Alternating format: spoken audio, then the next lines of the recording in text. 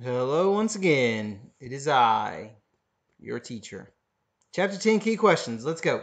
Number 1, why did Madison focus on immediately passing the Bill of Rights? Well, he had promised it to many people and states in order to get them to pass the Constitution. He promised that he would add these rights to make sure that they were protected. Without that, some people were threatening that once again they needed a new government document. And when it took a few months, they started threatening possibly holding a convention. So Madison was able to get them passed in individual amendments, protecting specific rights in each one. The first 8 amendments protect our individual rights as citizens, including freedom of speech, including freedom of religion, right to bear arms, no quartering. Of course, you don't have to testify against yourself. So there's all kind of individual rights listed there.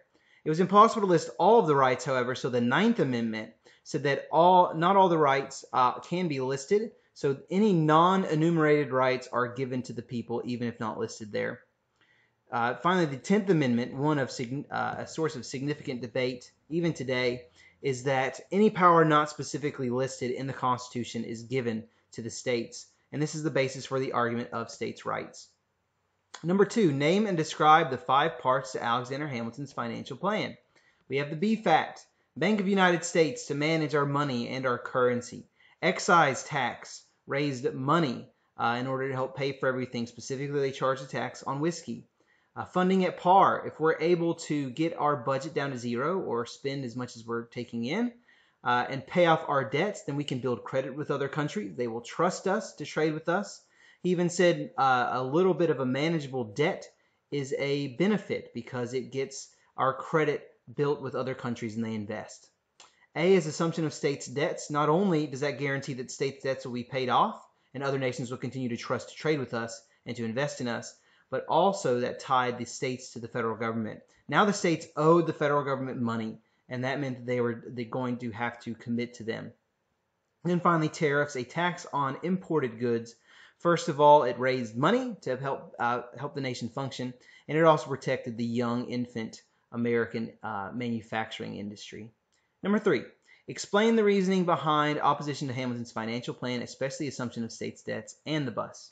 Well, the opposition to the assumption of states' debts, it would have given power to the federal government. They were worried that that is them trying to control the states.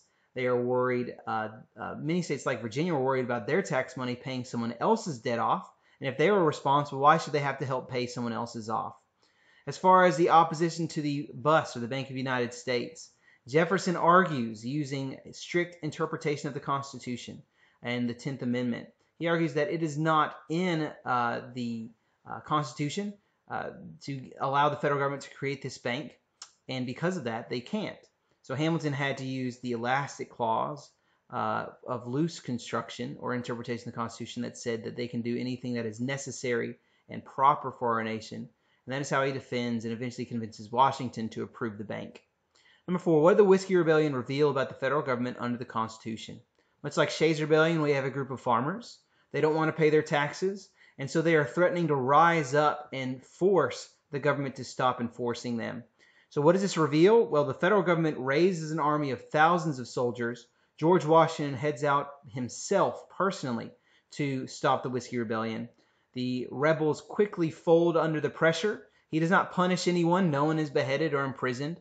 All it was showing that the federal government under the Constitution was powerful, would be able to manage its business, would be able to handle the mob should they rise up, and that the government is much better functioning and able to collect their taxes.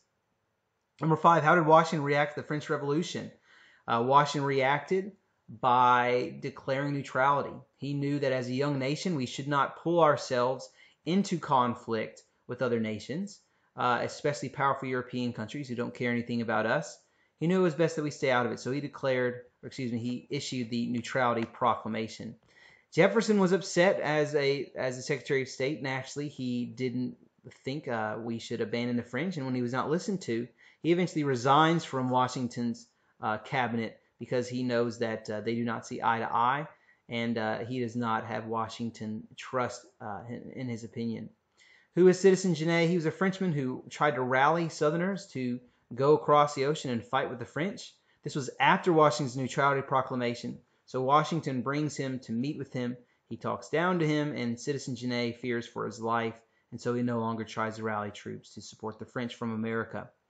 Number 6, how did the British and Indians attempt to keep the U.S. from growing in size and strength? I showed you the map on the PowerPoint that had forts in the Northwest Territory where they supported groups like the Miami Confederacy and Chief Little Turtle, greatest name in American history. They supported them in their attacks and raids. They supplied them. They gave them anything they needed to harass American expansion. And so that's the major idea of the British and Indians. Now, the British themselves, once again, had troops on the frontier. The British used impressment to harass our shipping and our sailors. And the British also continue to enforce navigation acts on us. So why was Jay's Treaty considered a failure? Well, we just talked about all the mean things the British are doing. And so George Washington wanted to try to settle peace with the British government. Unfortunately for John Jay, he was undermined by Hamilton before he even got there, as Hamilton believed we needed a positive relationship with Britain. And when Jay returns, we do not have an agreement from Britain to stop impressments. We do not have an agreement to take their troops out of those forts in the Northwest Territory. And so many people look at that as a failure of the Federalists, and it helps the Democratic Republicans gain traction in pushing against the Federalist regime. Number 8, what was the purpose behind Washington's farewell address? Well, first, let's talk about what he meant it as. He meant it as defending his time as president against the accusations and against the criticism of the Democratic Republicans, most specifically Thomas Jefferson. This is, in their time period, him calling out his rivals who were, in his mind, dividing the nation against him and questioning what he had spent the last 8 years of his life doing. The two major ideas we pull out of it, which are still referenced today, first is that he spoke against political parties. Once again, he's calling out Jefferson for dividing the nation and creating a rival faction. But he also warns us that that will lead to a divided country, and people often use that statement today. And then you also have his statement that we need to stay out of any quote-unquote permanent alliances. Once again, this was pointed at Jefferson, as Jefferson was what some would call a Francophile. He loved France and wanted us to support them. And this is Washington's way of saying that they don't care about us. Their issues are separate from ours. And when it was convenient, they would abandon our alliance and turn against us. So this is used even today in America to say we shouldn't be around the globe. But the biggest time period in which it's used is leading into World War I.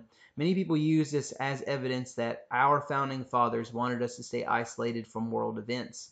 And as we get closer and closer to entering World War I, they use Washington's farewell address as a reason for why we should stay isolated.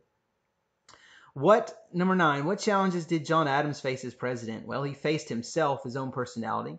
He faced a vice president who didn't cooperate and went home and started creating a rival group and political party known as the Democratic Republicans. That's Thomas Jefferson. He has Alexander Hamilton in his own party questioning him. And the biggest issue he faced was that of the growing conflict with France. So how did he handle that conflict with France? Well, first, he sent John Marshall and other Federalists to try to negotiate peace, as the French had begun harassing our shipping because they saw Jay's Treaty as a growing alliance between ourselves and Britain, which obviously couldn't have been more wrong. But in the XYZ affair, they demand a bribe, the French do, from their agents X, Y, and Z. And when they demand such a high bribe, our representatives just turn and go home. John Adams is celebrated in that moment, but the nation begins calling for war. We create a new army. We create or use funds to build more warships. We prepare for war with them. And so this is the quasi-war, as on the seas we were in a virtual war with them.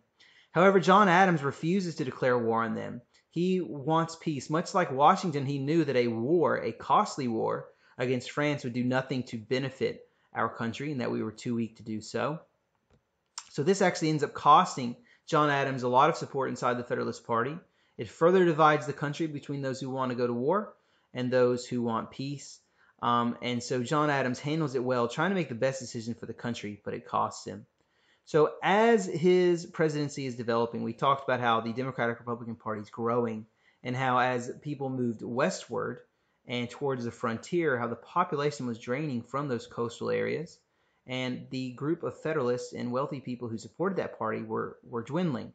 So in order to defend themselves This gets to number 11. In order to defend themselves from the growing faction of Democratic Republicans, the Federalist Congress passes the Alien and Sedition Acts. The Alien Act tries to push back immigrant citizenship to 14 years so that they can't vote for the Democratic Republicans and challenge the Federalists. But the biggest one, the one that upset the most people, the one that strengthened the Democratic Republican resistance, and the one that restricted the rights of free speech was the Sedition Act. This comes back to bite the Federalists, as they said that anyone who was questioning and talking negatively about government officials, specifically Federalists, and those who did things to undermine the acts and laws that they were passing, they said that they would be subject to being put in prison. So that I guess you could say, by hurting or passing an act against freedom of speech for Americans, many Americans pushed back against it. So that leads us to number 12. What is nullification? Well, Jefferson and Madison in the Virginia and Kentucky resolutions, they argue that the states should have the ability to nullify federal laws if they are overreaching their authority. In this case, they argued, since the federal government, through the Sedition Act, is limiting our freedom of speech, that is violating our rights, and it is an overreach, and so states should be allowed to nullify this federal law, specifically the Sedition Act. This argument is used throughout the next several decades over the issues of tariffs, over the issues of slavery, or potentially the abolition of slavery in new territories. And so, using the 10th Amendment and the Virginia and Kentucky resolutions, which both support the idea of nullification of federal laws, we have the first major stand and statement of states' rights in American history. So this has been your Chapter 10 Key Questions. Once again, I hope this answered everything you have. I hope this helps you get your homework done, and most of all, I hope this helps you do well on the quiz tomorrow. If you have any questions, just ask me. Click like and subscribe.